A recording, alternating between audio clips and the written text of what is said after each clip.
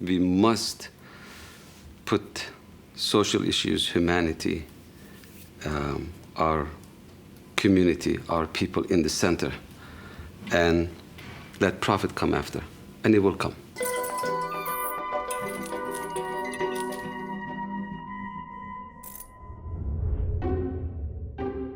Born in the Turkish mountains, the son of a Kurdish shepherd's family, businessman Hamdi Ulukaya is calling for a radical change.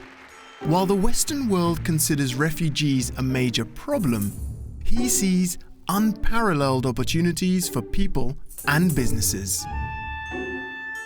I never thought I would be a businessman one day, or business person. I thought the vision, the view of the business people were so disconnected from the shepherds of mountains. For these CEOs at a business summit in Oslo, maximum profit at any cost is no longer their goal.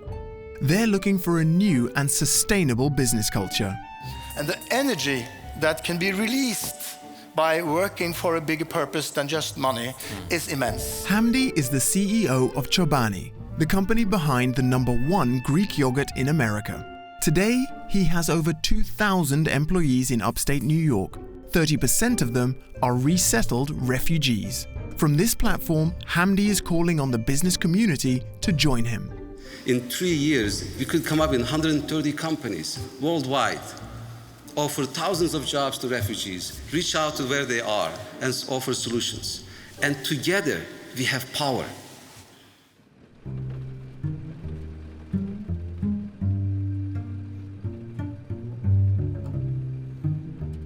Hamdi built his factory in rural upstate New York, among farms and forests. While countries are closing their borders and anti-foreigner sentiment is being encouraged by populist leaders, small towns in this Rust Belt are welcoming refugees with open arms. My earliest memories are farms, farmers making yogurt, cheese, sheep, shepherds. So I came to New York. I had $3,000 in my pocket, no language, very scared. You know, someone from small town, it's a pretty big culture shock. And when I came to this area, it was a little further here, from here, I felt like I was home again.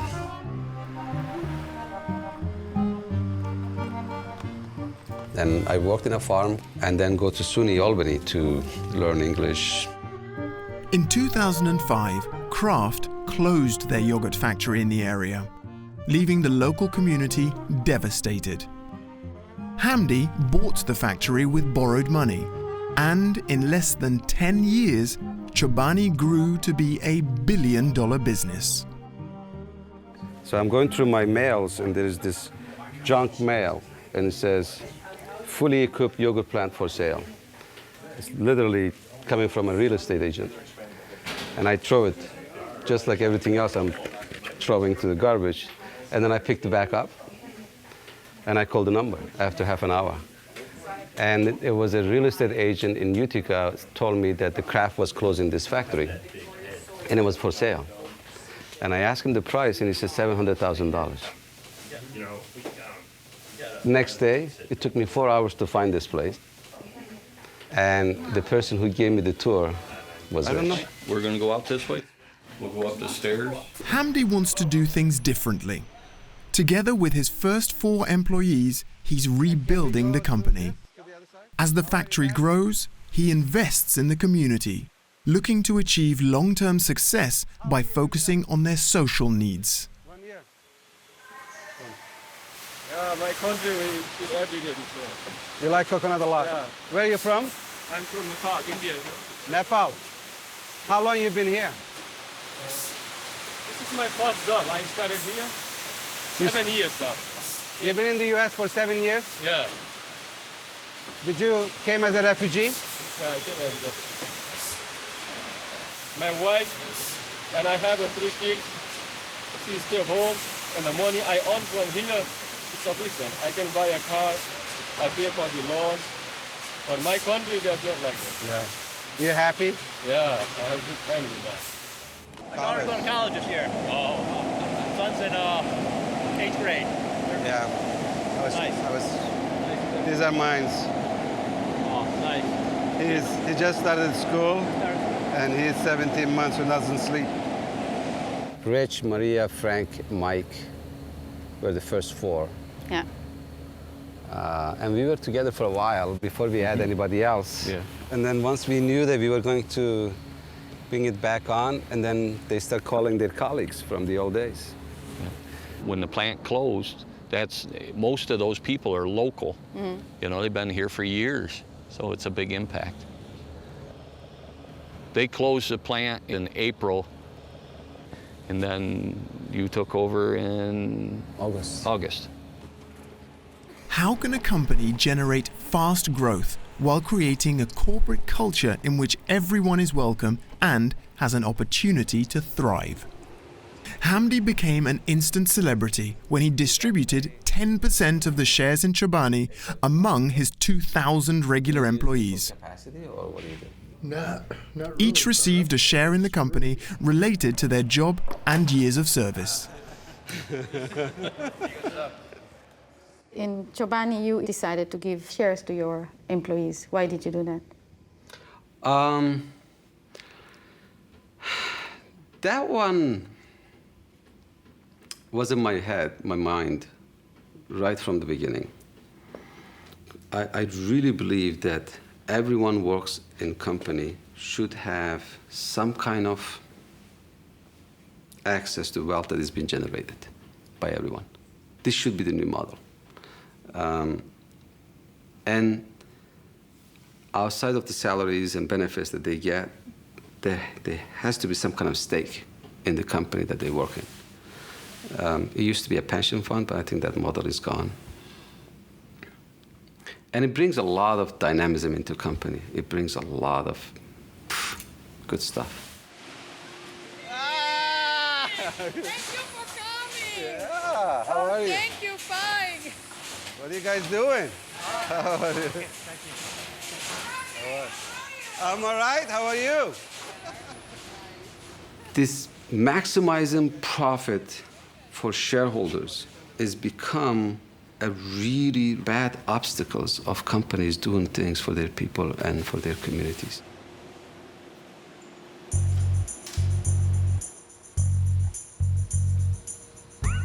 It's not the well-being of the shareholder, but all the stakeholders, right? The employees, the community, consumers who you're serving. And we have to prove that if you are in that conscious, you're not less profitable. Maybe you might be even more profitable. You might be even faster. You might be even more innovative. And you might be even more relevant. I had one rule. Anyone who was going to work in the plant had to be in this community. Contractors, anybody. And if we can't find it in the community, then we go to the next community and the next community. We will not go far away to get people to work here. So at one point, everybody in the community was working here for one way or another. It helped a lot because then people start thinking like, oh, what can I do? I can paint my home, or I can start a restaurant, or I can start a business, or I can get my farm back on, or I can, you know, and the children, everybody. It became a community thing. It became a town thing. Nice. Yeah.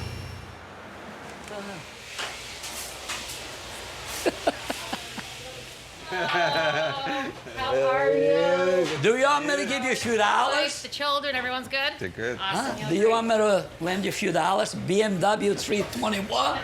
That's my niece's car. I bought it for Dilek 10 years ago.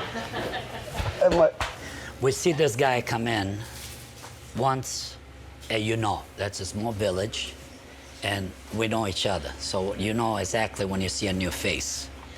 So, you know, so it's one day it's okay, maybe he's driving through. The second day, I said, go see who that guy is. So she went to the table, and they started to talk. Then my wife comes back to me and she says, you know, Frank, that guy is from Turkey, and he's trying to buy craft. He's trying to buy what? Craft? Yeah. So I don't know what he's getting to it, you know? And after that, you know, he's keeping coming back, and we became a very good friends.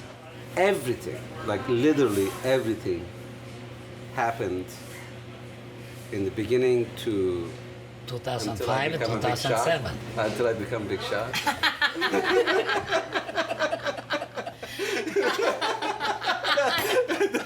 It's kind of disappointing. You saw Chobani grow, right? Oh my God. Yeah. What's the impact of Chobani on such a small place? Well, God, I don't even know where to start. What impact on the community? Well, remember, the factory that he bought, it was owned by Kraft, and there were approximately about 200 people working in there. Now, remember that this town has only 1,200 people. So can you imagine 200 people now losing the job? And thank the Lord, this crazy guy had the idea to even think about it by the plant. So every one of us, for miles and miles, it gets a benefit from Chobani. People look like it's stress-free. People that have jobs, people that get the paycheck, people that spend it here, people that spend across the street, people that spend all over the place. I mean, it's been a beautiful change for every one of us. I hired everyone around the factory that they lost their jobs. And then I was widening the geography to hire people more. I hit around 40-minute drive, about is a town called Utica, which I used to live. And I had no idea that that was one of the settlement places for refugees that come and settle in the US. And I realized that people were having a hard time finding jobs. And we are hiring.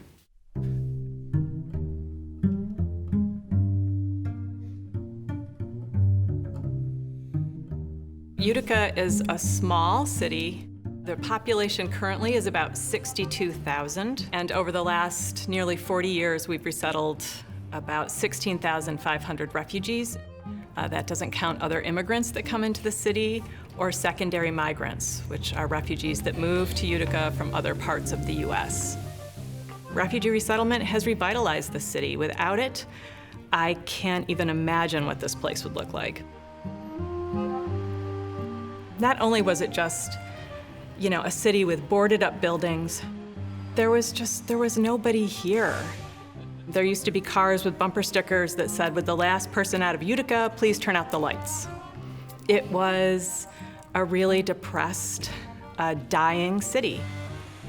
And so in the 90s, the Bosnians came in a big wave, and we started to see population growth for the first time in years, and people excited about being in the city and the opportunities that you could have here.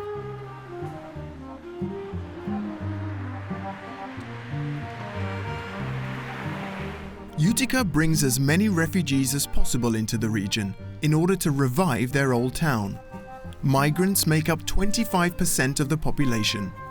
Their presence gives these depleted areas a second chance of growth. My refugee center Utica relationship goes back to, I think it's 2009 when we first started connecting with them. And with them, we figured it out. Translators, education materials, safety, the way of life in workplace in America, that kind of training. They were amazing. Afternoon, Refugee Center. How may I help you? Tatiana? Okay, please hold. So that's probably too many. Shelley Callahan is Managing Director of the Refugee Center in Utica. Together with a team of experts, mostly former refugees, she points newcomers in the direction of an independent life in their new homeland. I see incredibly motivated, resilient people. And some people come in and they're successful 30 days post-arrival.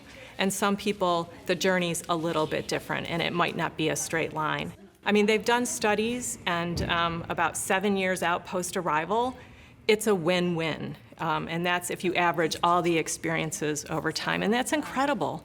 When I think that people come here without any English, any formal schooling, any employable skills, and they're paying taxes and contributing to American life in a relatively short time.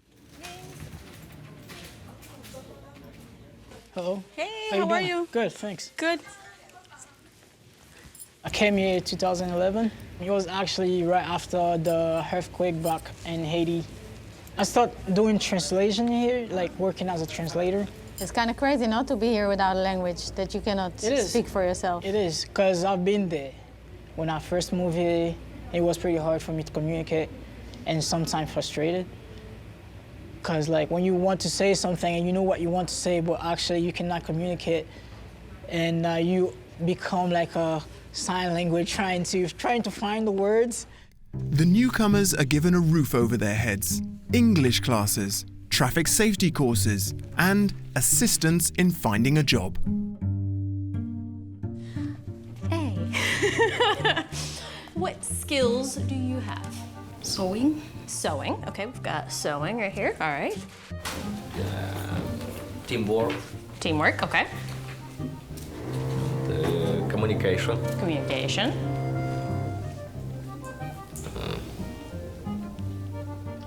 What do you do for work now?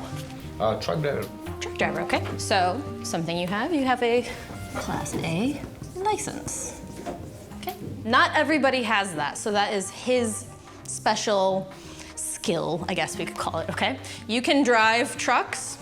I cannot drive trucks, right? So in Ukraine, did you go to school? Yeah. University? Yeah. What did you study? Hairdresser. Hairdressing, okay. You're a lawyer, correct? Okay, so is it a law degree? Yeah. Yeah, law degree. Okay, we'll add that on there. So Miguel is bilingual, okay? That means he speaks 2 languages.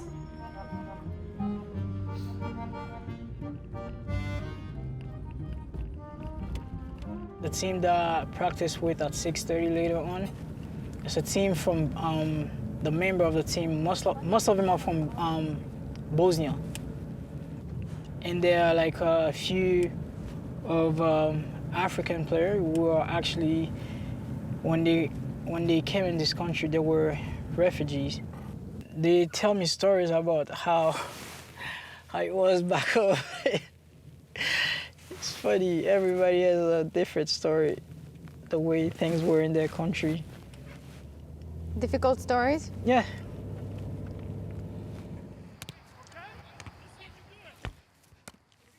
Oh, Kareem! We immigrated to Croatia from Bosnia for about 2-3 years. And then a bunch of countries actually open up. They allow us to come to different countries, and my parents were really not for any of it. They wanted to go back home. And finally, my mom talked my dad, because we wanted to go, I wanted to go. Like, I was young, but I realized that it's gonna be tough to go back. I thought it would be better to start someplace else fresh. And finally, she talked me into it. And when we came here, it was so disappointing, you know. It was so disappointing, because you didn't speak language. You don't know the culture. It was, you know, it was just different, you know. You expect it from like movies and stuff, the life that you see in a movie, but it was completely opposite. This is international kids. Iraq, Bosnia, Haiti. He's a home kid. He's American kid. How about you? Which country? Tanzania. Oh, Tanzania. He's from Tanzania. Really? Yeah. Oh, we have like. Yeah, we have someone here. from Liberia. We have from Ukraine. We got the whole. Which else country? Tariq. Huh? Which else Someone country? from Iraq. LJ, he's from Liberia. Yeah, and then we got Musa's from Palestine, right? Yeah, we have some kids There's from Burma. We're all over the place. Asian kids. They're pretty nice kids. These kids, they're nice. Good kids.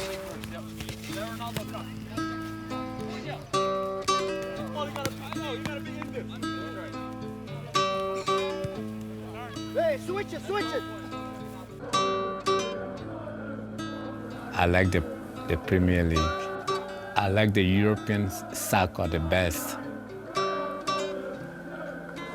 I was not a kid when I came, a full-grown man when I came to this country in 2004. So I can remember when UNHCR brought the buses. They said, well, we're going to take you to Abidjan, and this is how. That was a very long convoy, accompanied by all medical team, the military, the whatsoever, UNHCR, Red Cross, different NGOs, because at the time, we were vulnerable. Anything could happen to the refugees at the time.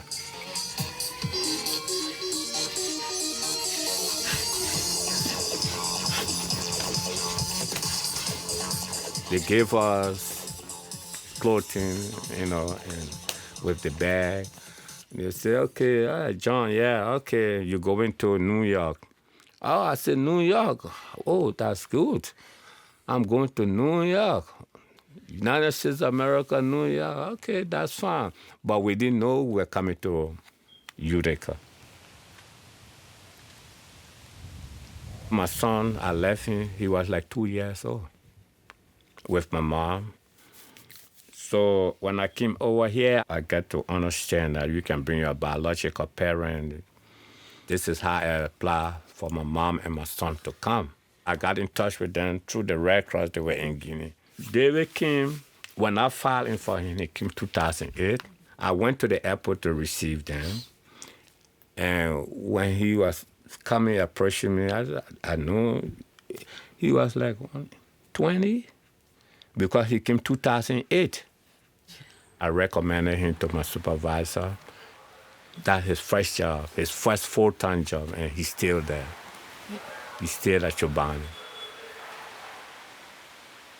The company help a lot because it's all about It's all about building your life. Because as a refugee, when you come to this country, you got nothing. You do not have hope back anymore. Maybe everything destroyed. So when you come here, you want to build your life. And when you get company that employs you and start to get some income, it's going to make you to be able to do something for yourself. Then it gives you that sense of responsibility. It gives you that sense of helping your family. It gives you that sense of having a positive interaction among people. If 10 comes to one company, 100 comes to another company, 20 comes to another company, and you say, oh, I need training, I need language, I need this, so they don't have it, so I don't hire. That's easy, But can you go a little bit further and say, well, let's put some training. Let's put some translator, let's put some language, let's put some stuff so we can get those people to get to our company and bring a color, bring a new, wave into our company.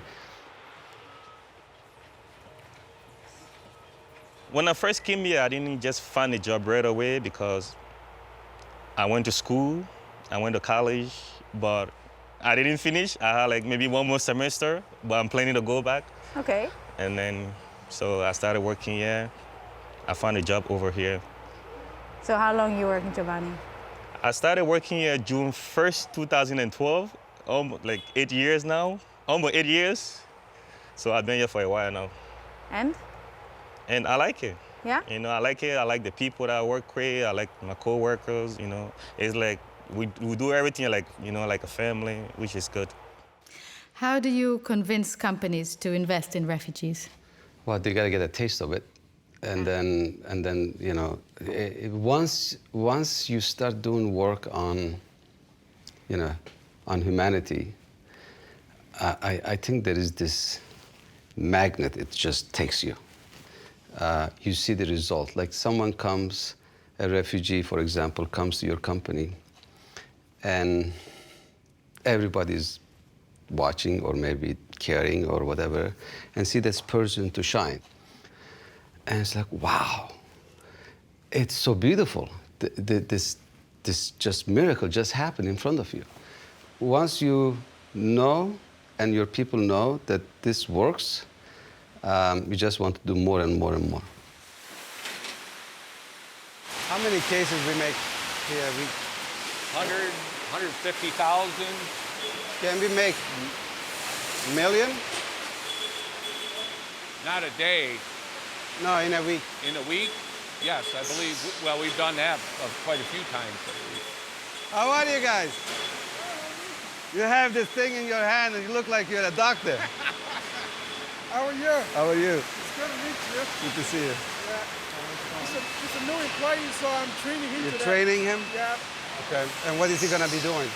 He's a QA tech. QA tech. Yeah. What's your name, sir? Lorenzo. Lorenzo.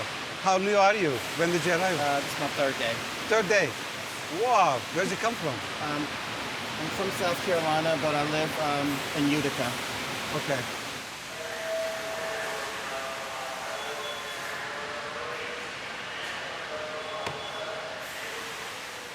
I was here when we went for the 5 years to build $1 billion business, one of the most profitable food company. By the time we finished it, by 2013, we had invested almost $700 million without a penny that we take from outside as an investor. We did it all internally. How do we do that then? It's Yoghurt. I don't have a magic touch or anything like that. That mindset works. It works. You just have to mean it. And it's just hard to put it in an Excel sheet. It's very hard. Impossible. It's hard to put it next to profits and dollars going in and out. Very impossible. And that's the saddest part, because people want to look at the Excel sheet and spreadsheets and say, oh, closing this factory, it would make me profitable. You can't see the human spirit. You can't see those things. And that's the challenge, because we're looking with one set of a glass into certain things, hard numbers and you know, the data's, but some of the most important thing cannot be captured in a spreadsheet.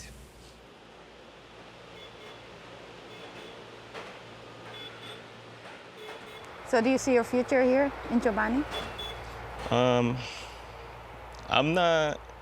I'm not going to see my future, but I'm going to be here for a little bit while, because I'm planning to go back to school so I can finish and then maybe do something else. Yeah. When companies move away from the area because they can't find employees, the inhabitants leave because there are no jobs. It's a downward spiral. But that spiral has been stopped by the arrival of refugees in Utica. They're firing up the ovens of the bread factory once again. This plant, when it opened, it was virtually impossible to get the production going with the people that we had in-house. We tried to hire through normal methods, couldn't. Somebody recommended the refugee center. Said, look, there are some people here that are very interested in really working. There's always going to be that faction that's going to be out there that's going to look and say, well, they're coming here taking jobs, but they're taking jobs that people here don't want to do, that won't do. I mean, again, this job is a perfect indication of how it works. It's 4 a.m., it's hard work, but they, again, appreciate the fact that it's a job.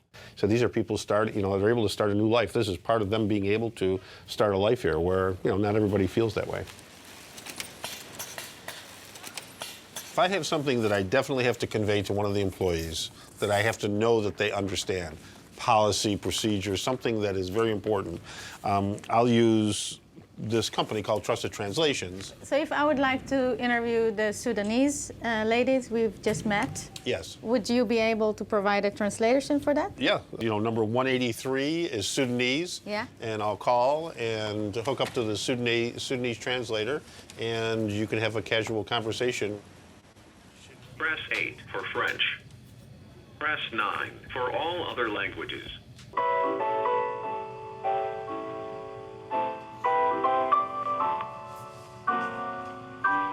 And so by any chance, would you know if the patient or client would know a different language, alternate language?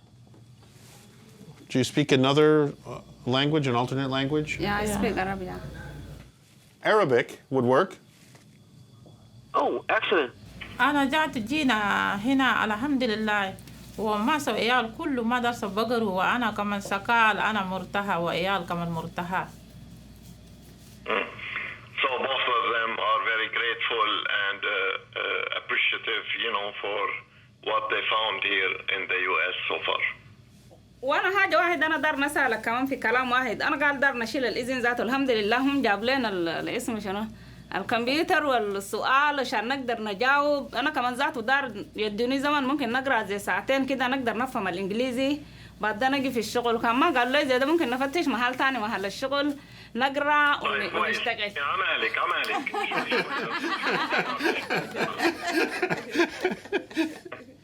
She's speaking so fast. But she's really excited and she's happy, they found both of them work and their children are going to school, so they're fine. They're just doing well. How do we make sure they're not being used just, for... So, and that's a great question. And so one of the things having our employment department embedded in the refugee center does is that we stay connected to our people. So we're going to put people in a job in Heidelberg bakery, but that's going to be an entry-level job. And my employment specialists are going to check back with the employer and with the refugee to see who's ready to move up. And if I can move a person out of the Heidelberg bakery job into a job that pays better, or maybe they can go to school part-time and start to work on those sorts of things, I can then put another newly arrived refugee into that spot where they just start to learn American work culture.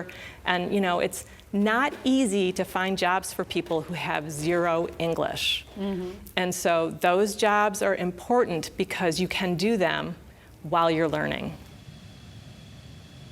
هو حلمك أو هدفك أو تطلعاتك للمستقبل؟ شو بتحبي تعملي للمستقبل؟ خلاص كويس ما مشكلة نعمل شنو ما وصلنا خلاص والفات ده ذاته فات لكن بس ذكرناه زي ما سألته بس نينا كمان اتجاه ده وجينا ونينا كمان رفعنا الحمد لله جينا هنا وناس هنا كمان ما مرتاحين كل يوم موت ولا جي ولا تدر ولا تمسي ولا زراعة ولا سنو داروا باكلوا وداروا كساوي ما تقدر ترجع بسودان والسودان كمان كل يوم لسين وتجاد كله زي سودان بس قتل الناس ونينا كمان هنا وعيال كمان بقروا نينا سكالين. Very comfortable here, that they're happy that they got rid and they've been saved from the horrible life that they were living in and the environment of killing and aggression and violence there. That's all their concern, that they are safe working, they're living in a house, all needs are provided for them. So that is what most important for them at the time being.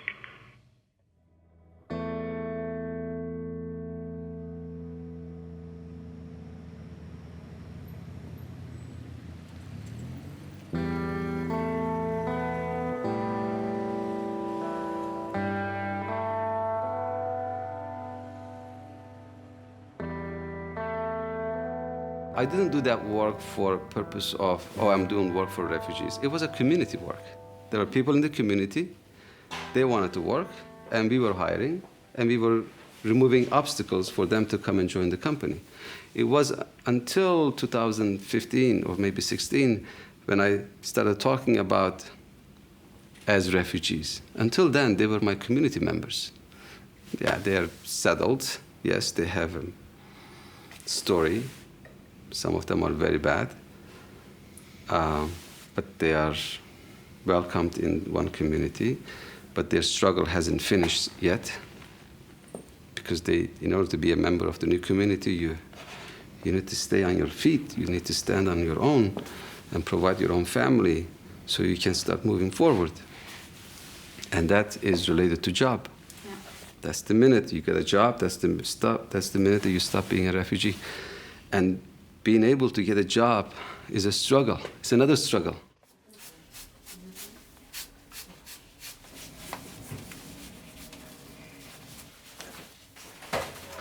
I earned my bachelor in business administration and management.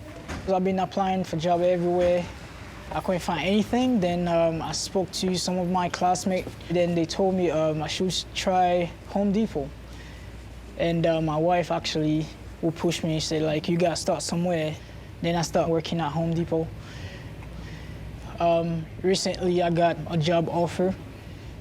It's actually something that suits my education.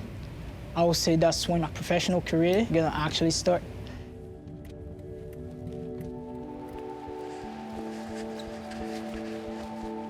I am inspired to be here to formalize what all of you have worked so hard to accomplish, your citizenship. I am the granddaughter of Italian immigrants who came to America to raise a family in a community here in Oneida County that has always welcomed and supported its citizens. And today, America becomes greater and more complete because of you. Utica holds a ceremony to officially celebrate the newcomers becoming US citizens. Despite the fact that the federal government turns off the tap, the states themselves try to release funds to continue welcoming refugees. This allows their declining villages and towns to grow once again. Formerly of Haiti, Hues Besar Duyo.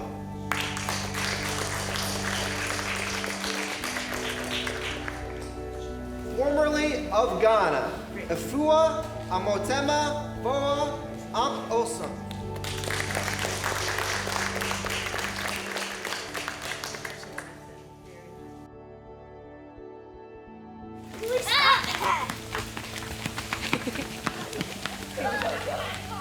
This is my grandma's house. This house next to them, this is my aunt's house, another one's my aunt. I live in my aunt's house. My family, some of them, is still in Burma, but not inside the Burma, some of them in the jungle, like because they have to hide.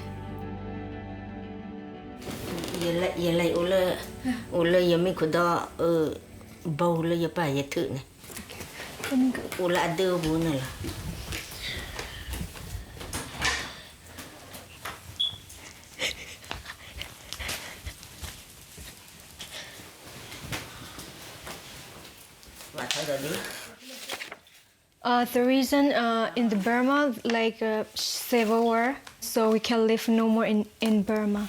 So after that, we have to move to Thailand refugee camp. In the refugee camp, like there is no electricity, and that is way out of like the city, far away. If they put in the camp like a camp, there is nothing. You have no job in refugee camp, and like they don't taking care of you. You have to be yourself like that. So you can live. And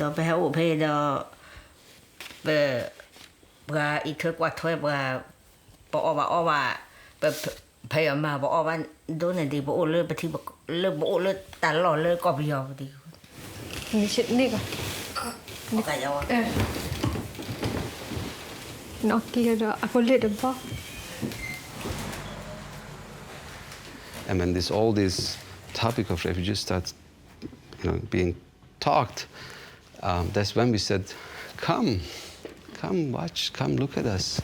We have 19 different nationalities, 16 different languages. And that's the minute I start believing that, government opinions changes, political opinions changes from here to there. But more sustainable solution can come from the community of business. And that's when we started Tent.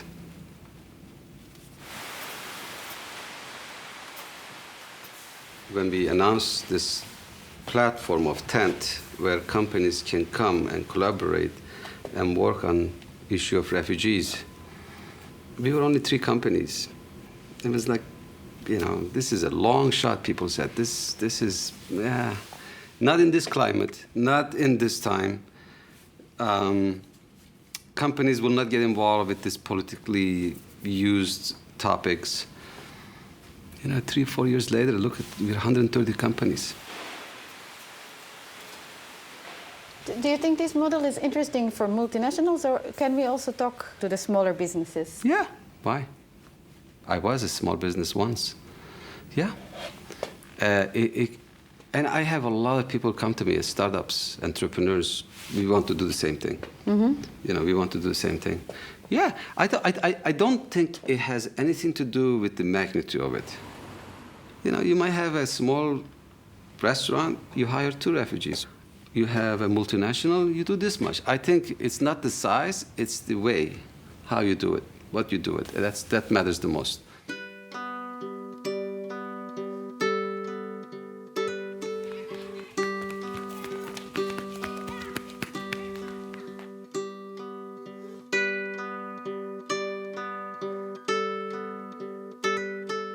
The United States will not be a migrant camp, and it will not be a refugee holding facility. It won't be.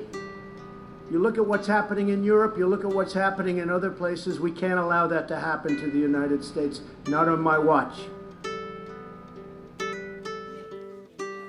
Hello.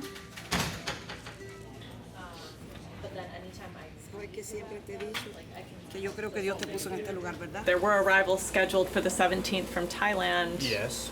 And what? And what happened? Recently, his case being deleted, but we don't know what's going on right now. My worries are that any day I'm going to find out that the refugee program has been terminated, that the president who gets to determine how many refugees come into the country every year is going to set the number at 0.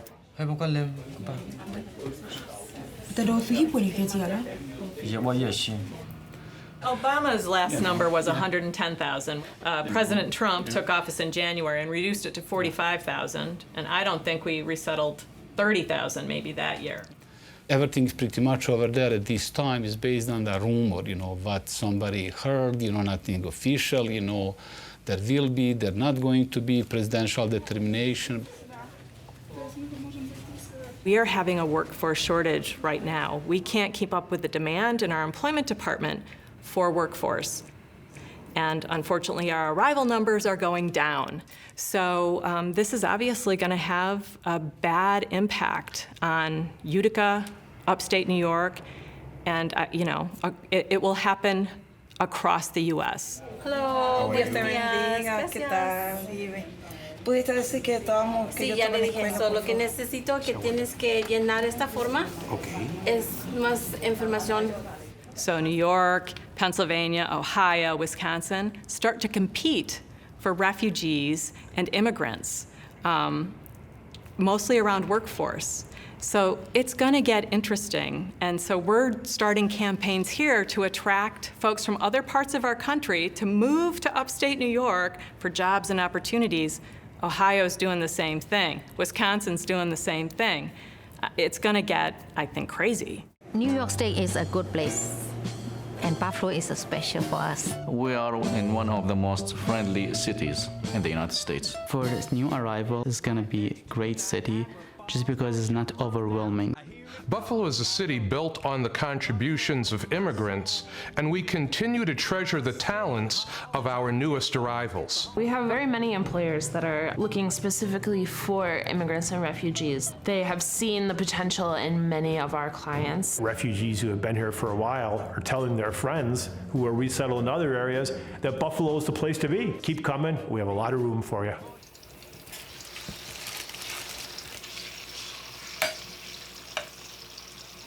So why is the refugee force good? Because when you come here, you want to prove, you want to make the difference. You understand? So you got to work very hard in order to make a good living. As a refugee, you don't mind to do the work Americans don't want to do? I don't mind. As long as I can do it, as long as I'm able to do it, I can do it. I don't mind. For me, I don't mind. I don't care, I don't mind. As long, all I need my pay. And the work I'm going to do, if I got a training and able to do it, I do it. You see? So for me, I don't mind. I don't mind. Oh yeah, I don't mind.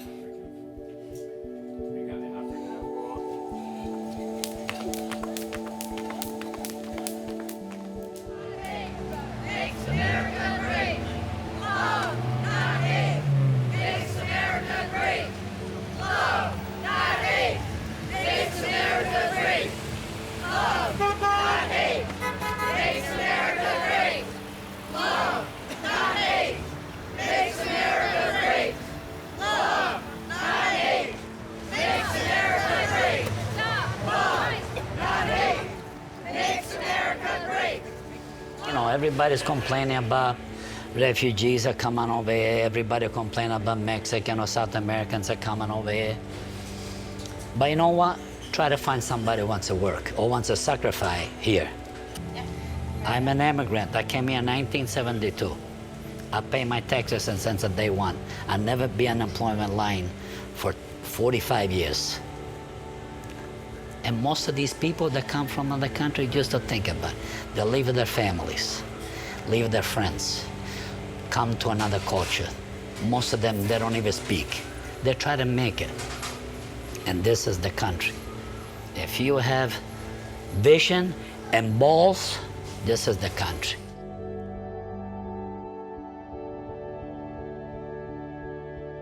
Those voices that have offended you have offended all of us. All of us whose families came here the very same way. And in a strange way, they have offended themselves. America is still the land of the free and the home of the brave. Do not forget that. Towns like Utica benefit from refugees who revitalize the city. But the real power lies with the businesses.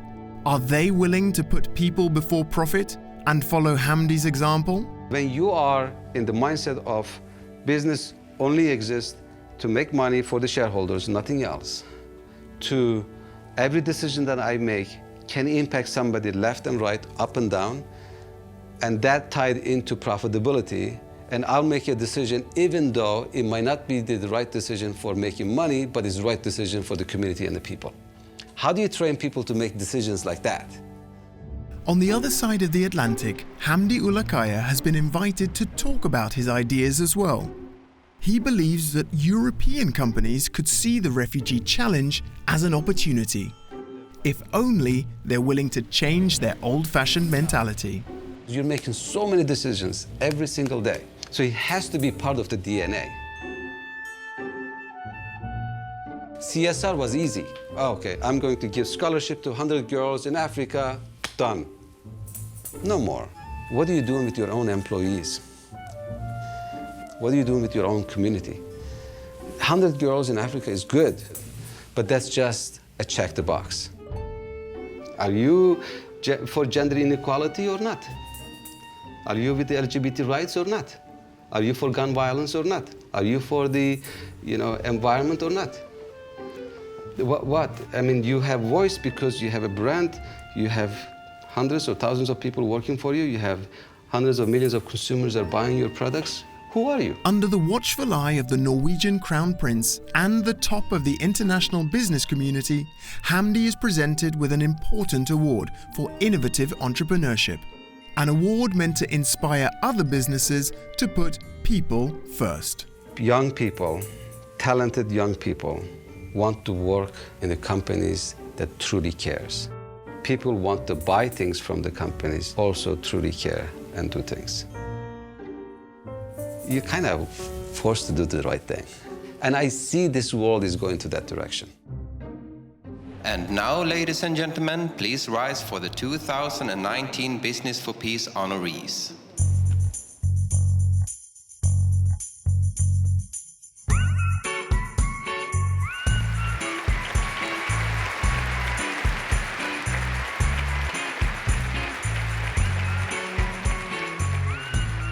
Thank you. I just want to make sure that Per and his team do know I just make yogurt, nothing else. I just want to make sure, that's all.